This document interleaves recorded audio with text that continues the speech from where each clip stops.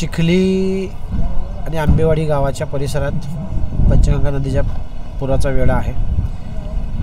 आता चिखली गावातील बऱ्याच नागरिकांना कालपासून प्रशासन बाहेर काढत आहे। बऱ्याच नागरिकांना आपण विस्थापित केलेलं आहे। यामध्ये महत्त्वाचा विषय म्हणजे काही जनावरं गावामध्ये आहेत, ते सुद्धा आता आम्ही टेम्पो बोलवून घेतलेले आहेत, जनावरं विस्थापित करत आहोत। सध्या राधानगरी धरणाचे 2 दरवाजे उघडलेले आहेत सकाळी 10 वाजल्यापासून, त्यामुळं नदीतून विसर्ग मोठ्या प्रमाणात चालू आहे। तुमच्या माध्यमातून मी पूरग्रस्त भागातील पंचगंगा नदीकाठच्या सर्व नागरिकांना एक विनंती करतो की 19 आणि 21च्या पुराचा आपल्याला अनुभव आहे।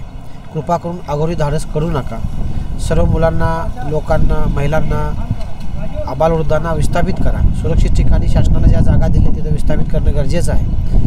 आणि पुराच्या पाण्यातून जे काही गाड्या घेऊन मुलं चालत आहेत, बाईक चालवत आहेत, त्यांना एक विनंती आहे की असं अघोरी धाडस करू नका। पाण्याचा प्रवाह मोठ्या प्रमाणात आहे, धरणातून पाणी सोडण्यात आलेलं आहे आणि मोठ्या प्रमाणात पाण्याचा प्रवाह असल्यामुळं पाणी वाढण्याचं प्रमाण पण मोठ्या प्रमाणात चालू आहे।